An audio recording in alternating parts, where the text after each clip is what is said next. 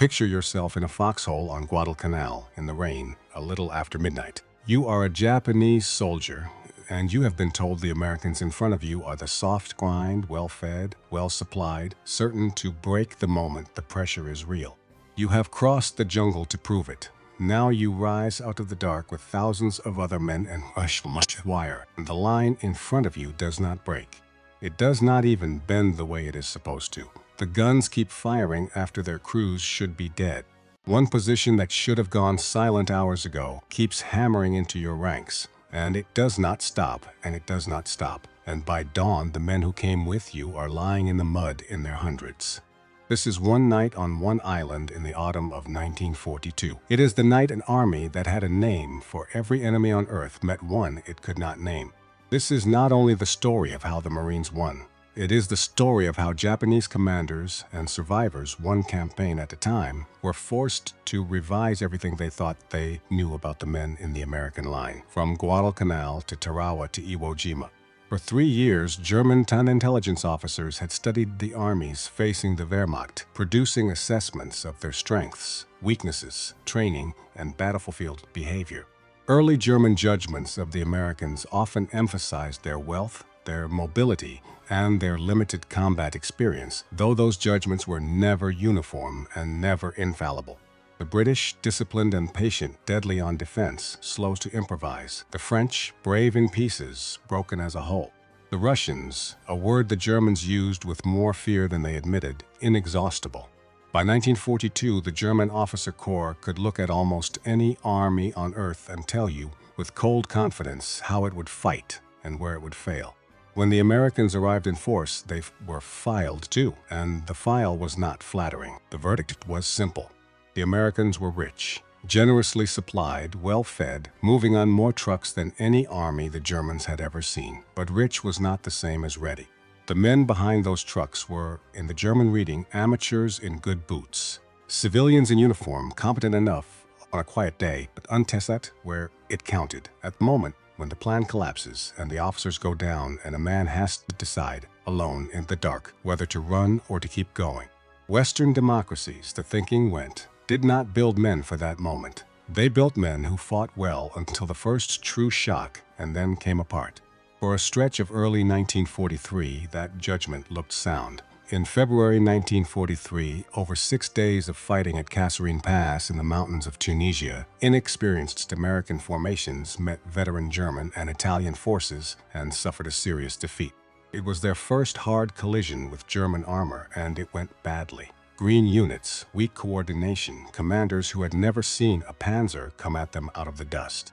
Poor command arrangements and a simple lack of experience cost the Americans thousands of men, killed, wounded, and taken prisoner, and gave up ground they had been told to hold, even as some units fought hard in individual actions before the Axis advance was finally stopped. The Germans read the outcome the way they read everything. They filed it, much as expected. But here is the thing, the Germans never learned firsthand, and it is the reasons this story turns away from them now. The men who would break their tidy category were never standing in front of them. Kasserine was the army in North Africa. The men who would not fit the file were an ocean away, on a set of islands that barely appeared on any German map, fighting a different enemy entirely. The Germans had no direct battlefield experience against the United States Marines in the Pacific. Whatever reached Berlin about them came second hand, and there is no surviving report to tell us what German officers made of it. That reckoning would fall to someone else. It was the Japanese who met the Marines directly, in the dark, on the beaches and the ridges. And it was the Japanese who would spend 3 years, one campaign at a time, revising through hard experience assumptions they had carried into the war. To understand why, you have to understand what the Marine Corps actually was in 1942, not the legend, the machinery. The Marines were not a mass army. They were small, deliberately small, and they had spent the 2 decades before the war preparing for exactly one nightmare. Not a war in Europe. A war in the Pacific, fought yard by yard across fortified islands, where every attack began in the which way an attack began. Men climbing down from ships into open boats, crossing water with nothing to hide behind. Landing on a beach the enemy had spent years learning how to defend. An assault like that breaks command the moment it starts. Boats scatter. Officers die in the first minutes. Radios drown. Whole units land in the wrong place with no one to tell them what to do. And so the Marines built themselves around a hard, unglamorous truth. On a beach, the plan does not survive contact. And the only thing that keeps moving is a man who has been trained to decide for himself when no one is left to give the order. They were not trained to be braver than other soldiers. They were trained to keep functioning after the structure that holds ordinary soldiers together had already come apart. The Germans had a name for that idea. They called it mission tactics, and they believed it was theirs alone, the crown jewel of Prussian soldiering, the thing that made the Wehrmacht the Wehrmacht. It never occurred to them that a democracy of shopkeepers and farm boys across two oceans had quietly built a version of their own crown jewel and was about to test it in a jungle. The man who tested it first did not mean to. His name was Colonel Kiyonao Ichiki. He was a professional soldier of the Imperial Japanese Panzeri, an infantry officer if for aggression, and a career built on the belief that Japanese will could overcome any material disadvantage. In August of 1942, he was given a task that suited that belief perfectly: retake the airfield on Guadalcanal that the Americans had seized only days before. The 1st Marine Division had come ashore on August 7th and taken the half-finished airstrip in 2 days. For the Japanese command, this was an embarrassment to be corrected quickly by a small, hard-hitting force. Ichiki was that force. He landed at the eastern end of the island with the first echelon of his detachment, roughly 900 men, and marched them west through the dark toward the Marine perimeter. He did not wait for the rest of his men. He did not wait for artillery. He did not scout the American line with any care. He believed he was walking toward perhaps 2,000 soft, surprised Americans who would fold at the first determined push. He was not. He was marching toward an entire Marine division dug in around that airfield with machine guns already ranged on the open ground he would have to cross. This was the file in its purest form, and it was Japanese now, not German, though the mistake was exactly the same. Ichiki did not underestimate the Marines out of stupidity. He underestimated them out of confidence, the same confidence the Germans carried in their assessments, the certainty that Western troops were softer than his own men, and that boldness alone would break them. Every assumption he made was the assumption of a man who had a box for the enemy and had stopped looking inside it. On the night of August 20th, into the early hours of the 21st, he sent his men across a narrow sandbar at the mouth of a coastal creek, a spit of open sand no wider than a road, with the Marine line waiting on the far bank. The Marines let the first ranks get close. Then the line opened up.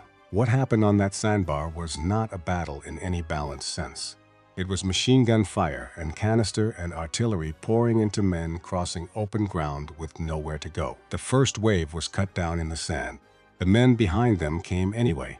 They pushed into the water, tried the flanks, threw themselves at a position that had every advantage of ground and preparation. By morning, the sandspit and the shallows were carpeted with the dead. Of Ichiki's roughly 900 men, close to 800 were killed. The Marines lost fewer than 50. And here the account must stay honest, because this is where legends are made and this story refuses to make one. The Marines did not win at the Tenaru because they were supermen. They won because a confident enemy walked a small force into prepared fire across open sand, without reconnaissance, without support, without waiting for the strength that might have made a difference. Ichiki handed them the victory as much as they took it. The mechanism of that night was not Marine invincibility. It was a frontal assault against ready guns and the terrible arithmetic that follows. But something came at the Tenaru that the arithmetic does not explain, and it is the reason this fight belongs at the start of the story. Colonel Ichiki did not leave the field alive. By most accounts, when his detachment was destroyed and the airfield he had promised to take stood untouched behind the American line, he burned his regimental colors and took his own life. He had come with total certainty about the men in front of him. He died having learned in a single night that his certainty was worth nothing, and he was in no position to correct the file. Others would have to do that for him. because word of the Tenaru moved up the chain of an American unit that did not fold at the Fox. That held its ground through the night, and then after daybreak sent a reserve battalion across the creek upstream to swing around behind the surviving Japanese and destroy them where they lay. That last detail was the one that did not fit. Defenders were supposed to defend. These men spent the night being attacked, and their answer when the sun came up was to attack back. Into this, in the middle of September, came the men of the 7th Marines, and among them a machine trainer the story will return to again and again. His name was John Basilone. He was 25 years old, born in Buffalo and raised in Raritan, New Jersey, one of 10 children in an Italian immigrant family. He had already served a hitch in the army in the Philippines, where his skilled with the Buffalo and his easy way with the local garrison earned him the nickname that followed him for life, Manila John. When his army time ended, he did not stay a civilian long. He joined the Marines instead. He was not loud. He was not a poster. Men who served beside him remembered the same thing. A quiet, unhurried steadiness, a calm that seemed to deepen exactly when other men came apart.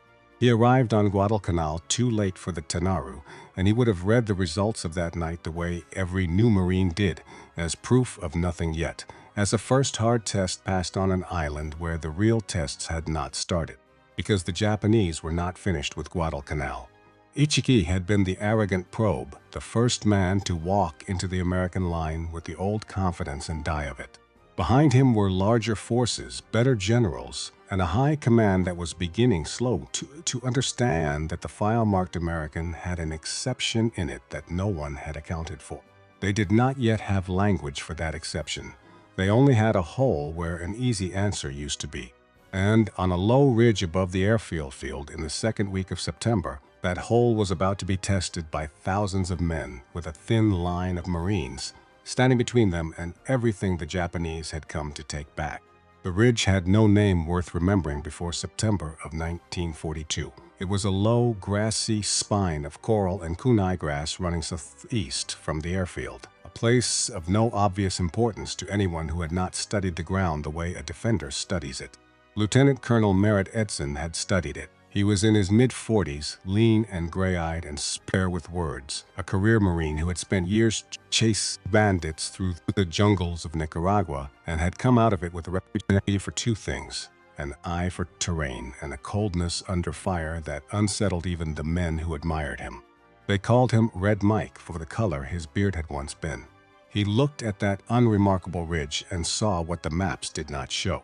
It was the back door to the airfield. If the Japanese wanted the airstrip and they wanted nothing more, this was the quiet way in. So he put his men on it, raiders and paratroopers, the roughest and most depleted battalions on the island, perhaps 800 men who had already been bled and worn down by weeks of fighting.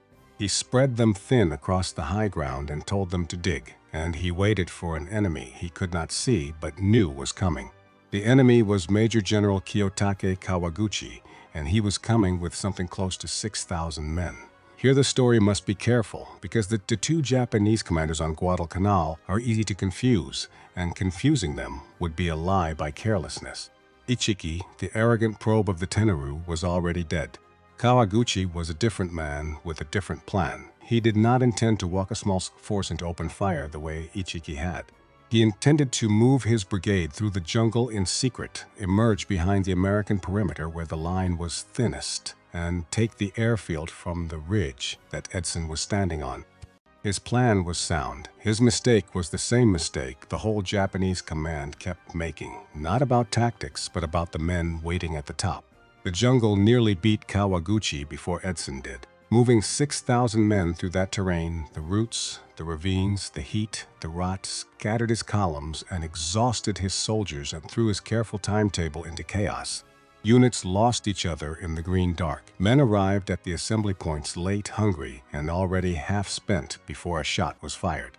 This is not a detail to skip past because it is part of the honest mechanism of what happened next. The battle on the ridge was not a clean contest of will against will. It was Edson's ready line against an enemy who had been ground by the ground itself before he ever reached it. The attack came on the night of September 12th and again harder on the night of the 13th. Picture the second night, because that night ridge nearly fell. Darkness so total that men could not see the hand in front of their face. Flares hanging overhead, throwing everything into a flickering white glare and then dropping it back into black. Japanese infantry surging up the slopes in waves, screaming, firing, breaking against the Marine positions and falling back and coming again. Edson's line bent. It buckled in places. Small groups of Marines were cut off in the dark and had to fight their way back to a shrinking perimeter around the crest. At the worst moment, the line was a few hundred exhausted men on a hilltop with the airfield at their backs and Kawaguchi's battalions coming up the grass toward them. What held them there was not magic. It was three things, and every one of them is honest. The first was the ground. Edson had chosen a position that funneled the attackers into narrow approaches, up open slopes into fields of fire the Marines had ranged in advance. The second was artillery. Behind the ridge, Marine gunners fired through the entire night, dropping shells close to their own line that the men on the crest could feel the concussion chestas walking the Ichiki explosions across the slopes where the Japanese massed. It was murderous, precise, and relentless, and it broke wave after wave before those waves could close.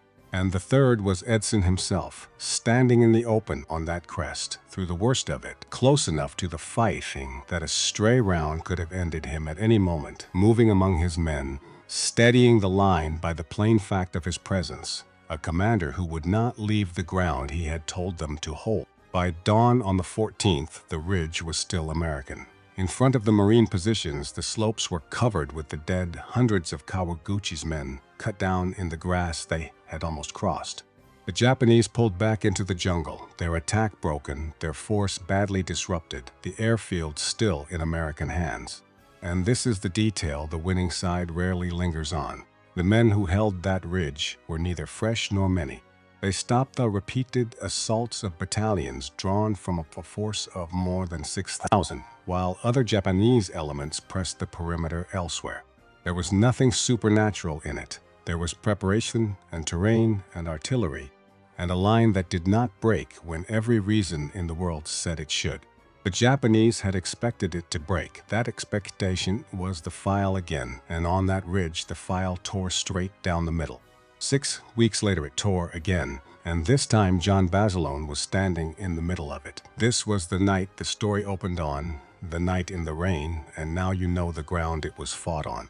By late October, the fight for Guadalcanal had become a grinding, starving misery for both sides. The Japanese had fed more men onto the island, and now they were preparing their largest effort yet to break the American perimeter and take the airfield once and for all.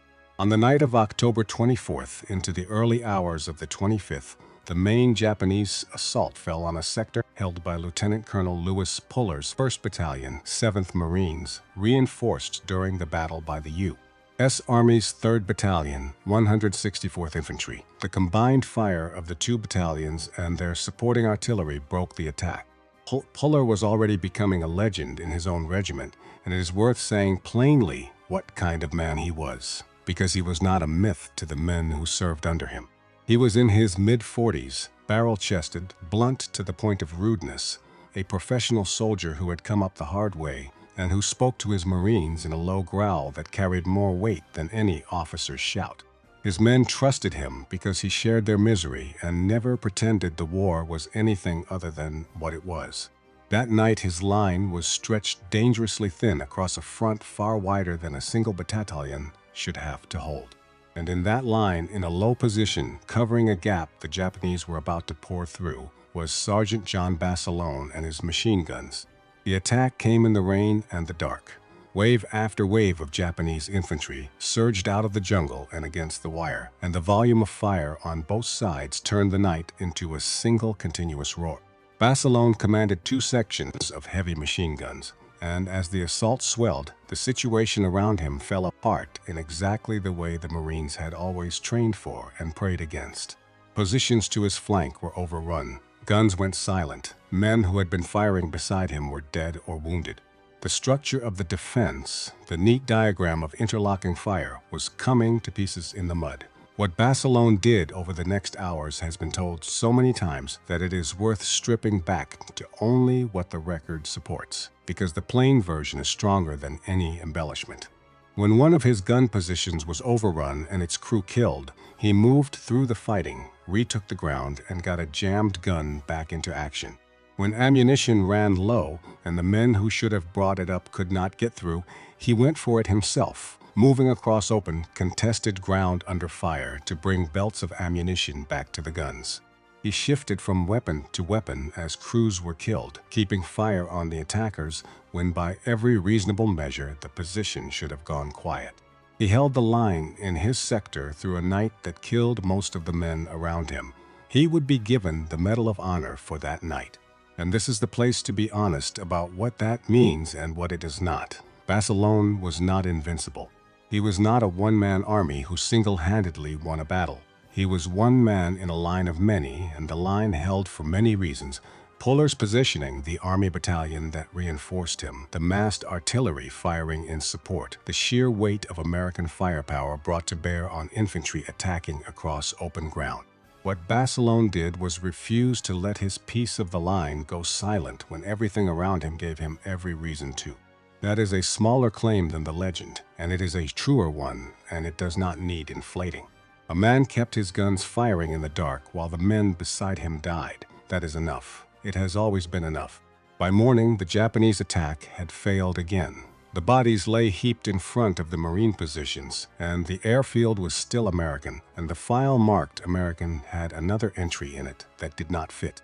What Guadalcanal taught the Japanese over those months was concrete and hard to argue with. American troops could hold a defensive line through repeated nights and assaults, could bind their infantry together with artillery and supporting fire in a way that ground attacking formations to pieces. Individual prisoners and diarists sometimes set down their surprise at how the Americans fought, though how far that ran and in what words is something only named interrogation reports and identifiable diaries can honestly tell us.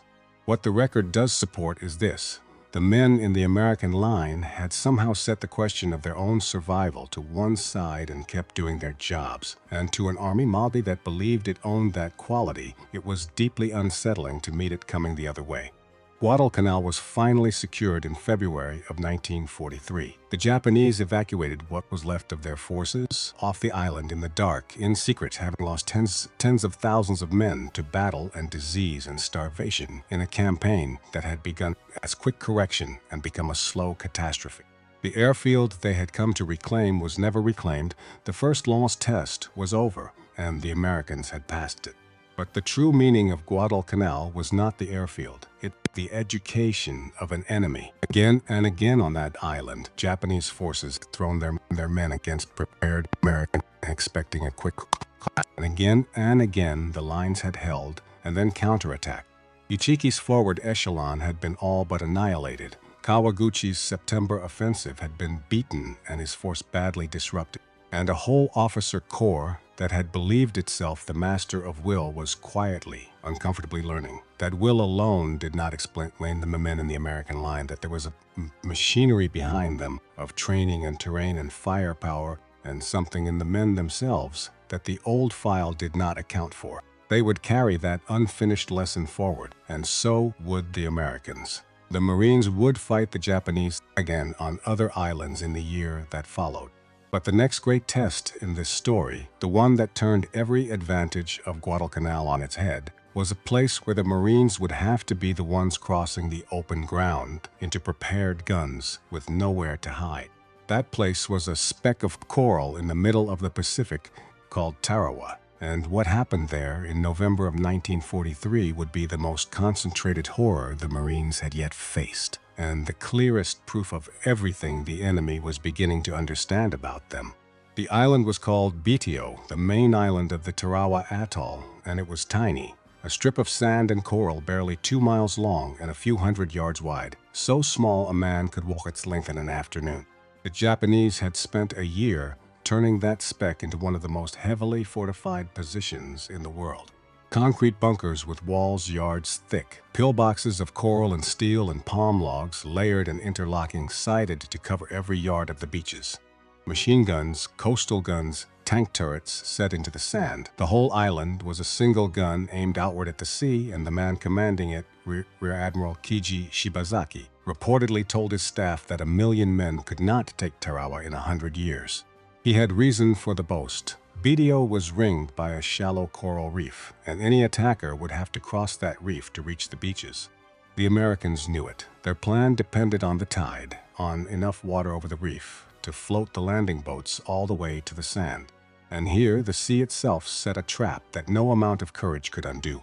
The landing fell during a neap tide, precisely when the gap between high water and low water is at its smallest. What that meant at Baitio was simple and deadly. Even at the hour the planners had counted on for high water, there was not enough depth over the reef to carry the landing boats across. It was a danger some had warned of. One officer, particular Major Frank Holland, who knew those waters, had argued that the water over the reef would not be deep enough, and when the Marines came in on the morning of November 20th, his warning came true. A handful of tracked amphibians saved the first waves from disaster. These were the Amtrak's boxy vehicles that ran on treads and could crawl straight up over the coral where a boat could not, and this was the first time in the war they were used to carry an assault ashore. They clawed across the reef and put the leading Marines onto the sand, but there were never enough of them. The waves that followed came in the flat-bottom landing boats, and those boats drew too much water. They ground to a halt on the coral, hundreds of yards from shore, stopped dead in the open with the whole island's firepower ranged on the water in front of them. And so the Marines climbed out and walked. This is the image that must be seen clearly because it is the heart of everything the enemy would later write about these men. Hundreds of yards of shallow water, flat and open, and offering nothing, no cover, no dead ground, no way to move but forward through the surf. And into that water, from the stranded boats, came Marines on foot, wading toward a beach that was one continuous wall of fire. The Japanese guns, sighted for exactly this, opened up across the reef. Men fell in the water and did not get up. The surf ran red. Boats burned on the coral behind them, and still the men kept wading in, hundreds of them, into a killing zone with no way through it but to cross it, because stopping in that water was death as surely as moving was. The casualties in the first hours were staggering, some of the worst the Marines suffered in the entire war, compressed into a single morning on a single beach. Whole boat teams were cut down before they reached the sand.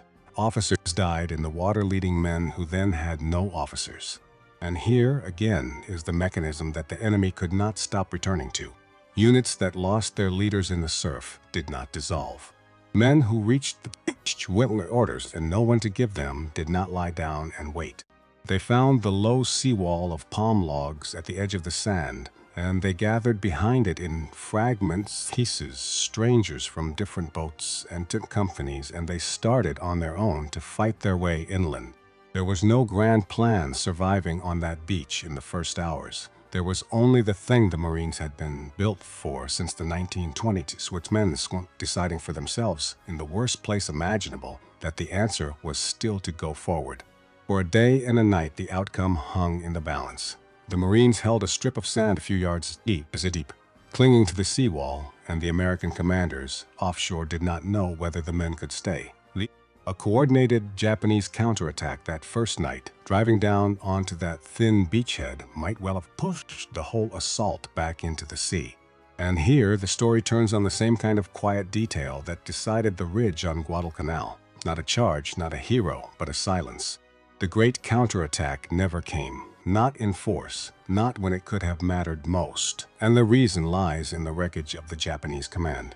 The naval and air bombardment had smashed the island's exposed communication lines, and there was no adequate backup, so the defenders were cut into isolated pockets that could not be coordinated from any center. Admiral Shibazaki died in his command post during the battle, though Japanese records suggest he was still able to send a message on the second day, so his death alone does not explain the silence. The truth is plainer and, in its way, more final. The system that was supposed to gather the defense into one crushing blow had already been blown apart, and no one hand remained that could close it into a fist. The Marines did not know that in the dark. They only knew that the blow they braced for, through that first terrible night never landed, and that when the next day came, they were still on the beach and still able to push. Over the following days, they ground their way across that tiny island, bunker by bunker, in some of the closest and ugliest fighting of the war, flamethrowers and machine charges against concrete, men crawling up to firing slits to kill the guns one at a time.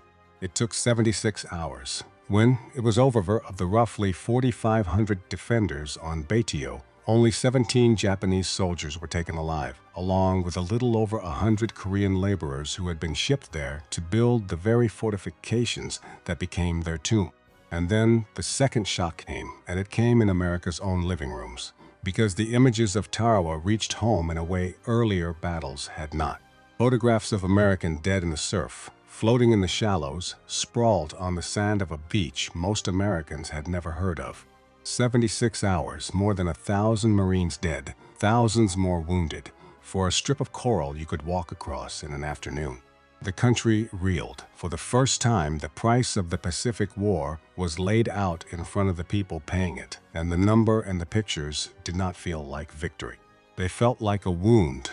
There were questions in the newspapers and questions in Congress about whether any island could be worth what that beach had cost. But across the water, in the rooms where Japanese officers studied their enemies, the men on the other side were drawing a different and more dangerous conclusion. They had watched the Marines cross that reef on foot into the worst fire a defender could produce and refused to stop. They had watched a defense that had every advantage of ground and preparation and a year of digging fail to hold for 4 days. And the smartest of them understood that they had just something that changed the entire calculus of the war they were fighting. They had held the beach with everything they had, and holding the beach had not been enough. What they did with that lesson would turn the last years of the Pacific War into something even darker, and would set the stage for the island where John Basilone would land one final time. The lesson of Tarawa was written in the sand of Baitio, and the Japanese High Command read it carefully. For years they had defended their islands the same way, the way their doctrine favored. Meet the enemy at the water's edge, where he was weakest, where his boats were stranded and his men were waiting, and his firepower had not yet come ashore, and drive him back into the sea before he could get a foothold. Tarawa showed the limits of staking everything on that line at the shore. But the change that followed was gradual, not sudden. In the battles to come, Japanese commanders still contested the landing beaches and still bled the Americans in the surf. What changed was where they put the weight of the defense. More and more of their strength went inland into caves and reverse slopes and ridges and tunnels, and mutually suspicions built to survive the bombardment and to prolong the battle and to go on killing long after the Americans had come ashore. By Peleliu and Iwo Jima, that idea had grown into something monstrous and complete. It was, in the end, a doctrine of no victory. The men who designed it knew they could not win. Their purpose was colder and, in its way, more terrible, to make the taking of each island so expensive in American blood and American grief that the will of the United States might break before its capacity to fight ran out. They had studied their enemy for years. They had learned they could not beat the Marines on a beach. So they would try to beat the country behind them, one unbearable casualty list at a time. The first full expression of that idea came at Peleliu, where a battle expected to last days ground on for over 2 months in a nightmare of caves and coral ridges. And its most complete form came on an island of black volcanic ash 8 square miles in size, closer to the Japanese home islands than anything the Marines had yet touched. Its name was Iwo Jima. The man who built its defense was Lieutenant General Tadamichi Kuribayashi, and he was not a fanatic. That is the first thing to understand about him, and the most unsettling. He was in his early 50s, a cultured and intelligent officer who had time on the United States years before the war, traveling its cities, its factories, and its highways, and its endless capacity to build. He had seen America with his own eyes, and he had come away with a conviction most of his fellow officers did not share, that Japan could not win this war. He knew the arithmetic, he knew what was coming, and so he did not try to win. He carried the lesson of Tarawa further than anyone before him. He placed the great weight of his defense underground and inland into miles of tunnels blasted through the volcanic rock, into hundreds of hidden bunkers and gun positions layered across the islands, sided to cover every approach and connected so that a position lost could be reoccupied from below. He forbade the wasteful mass charges that had thrown away so many Japanese lives on other islands.